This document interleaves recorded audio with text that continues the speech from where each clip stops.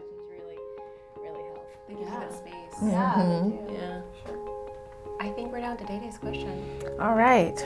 My question is, share a story about a moment you felt like you had to cover a part of who you are to fit in. And that's what I said too.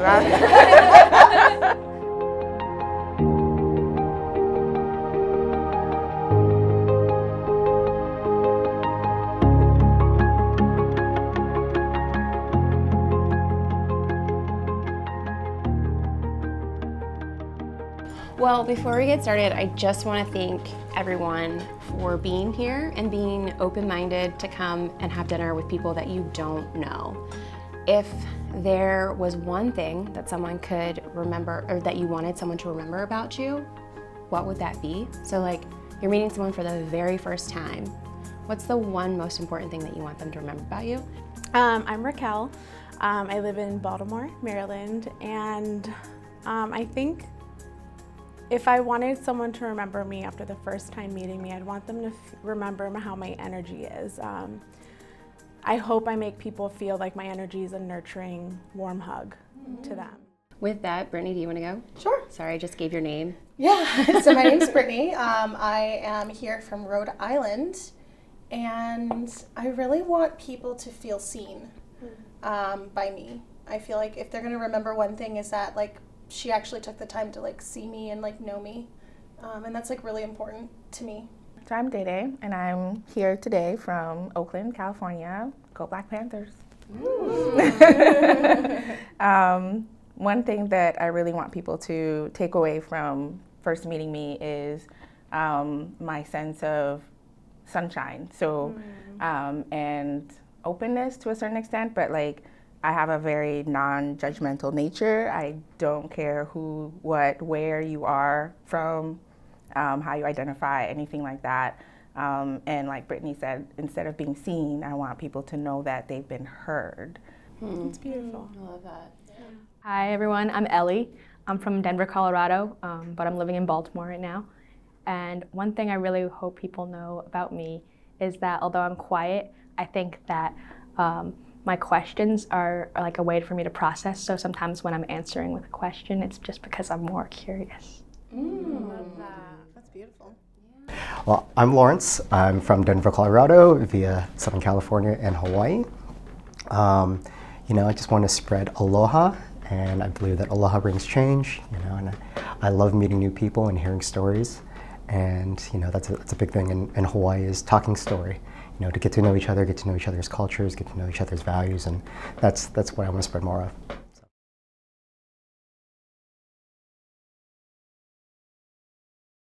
Share a story about a moment you felt like you had to cover a part of who you are to fit in.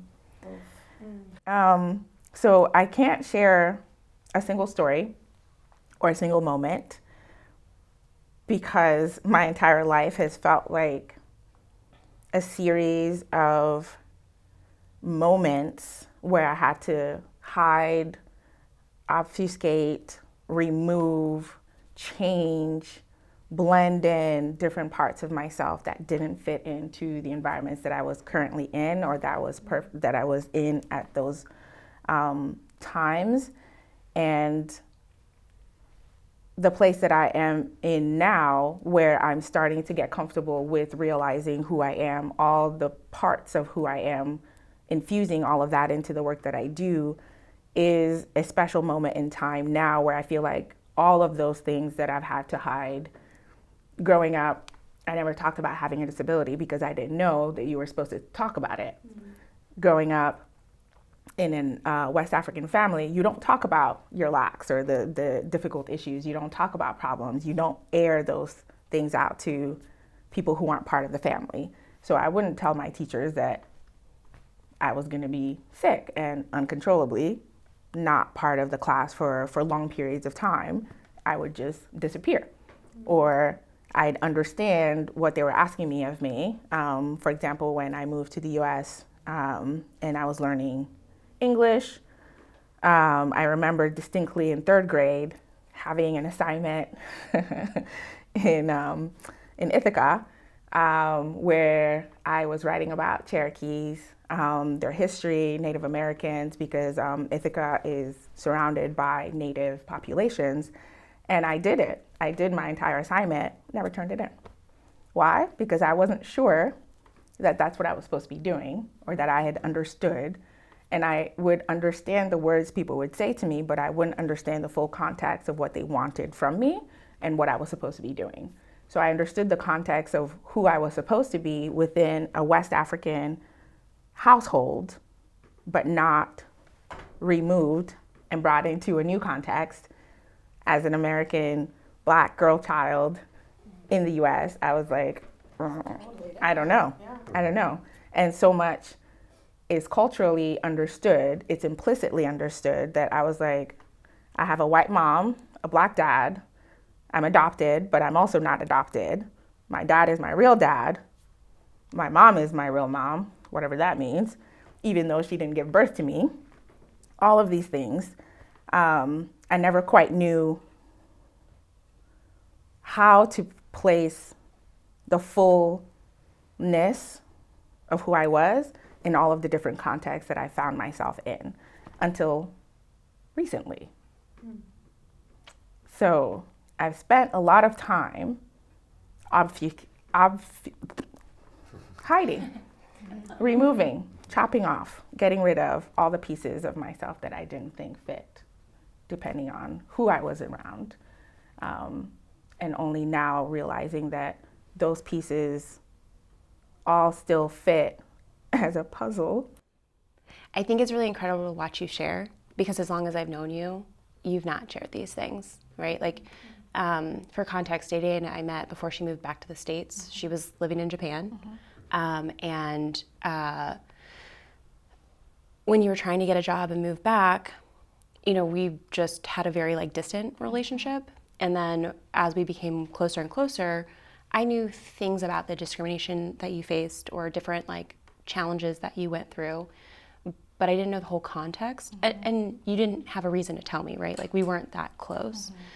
But the more I got to know you and the more you let me in and you shared things, and the more I realized how much no one knew what was going on or like any parts of you.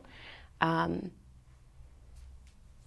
just think it's really incredible and really powerful that you are feeling like you're ready to start sharing these things, because I think there's so many people that benefit from your power and from the work that you do and from your experience and from your lens.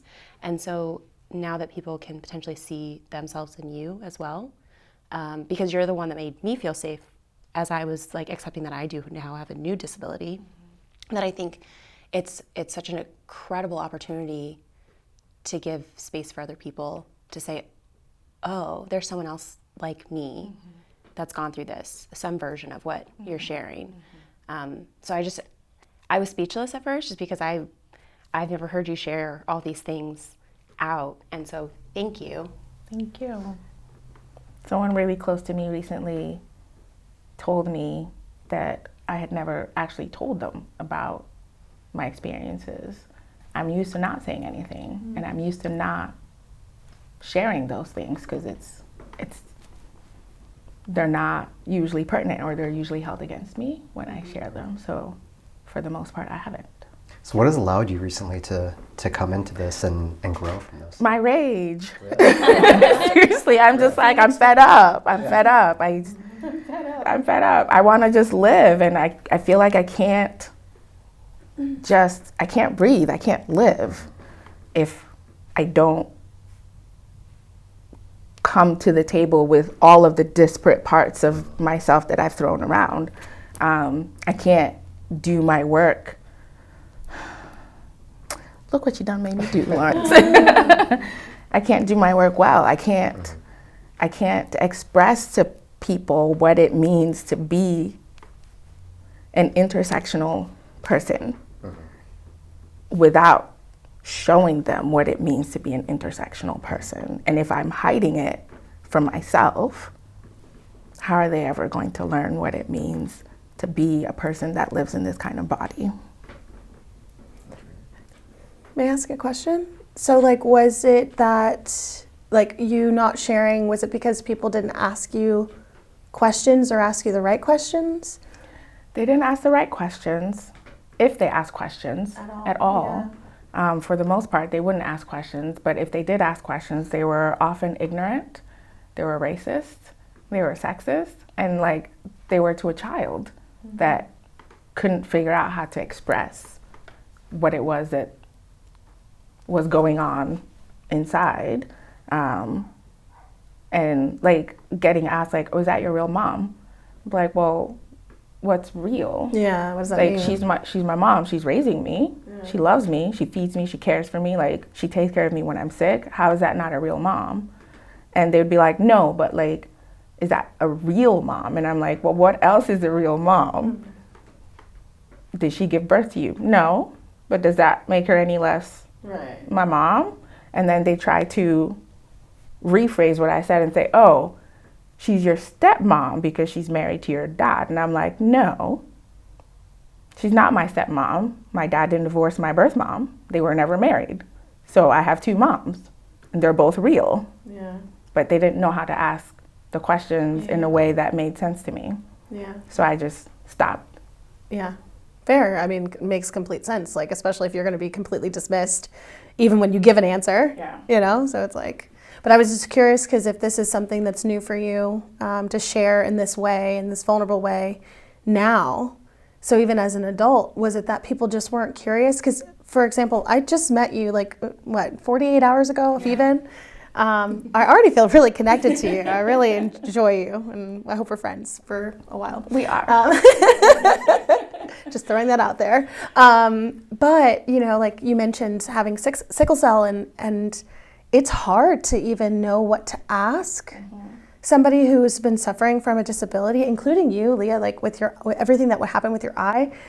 I find myself feeling like really, maybe selfish is the word I would use, for not asking you more about it, because I don't know how to ask.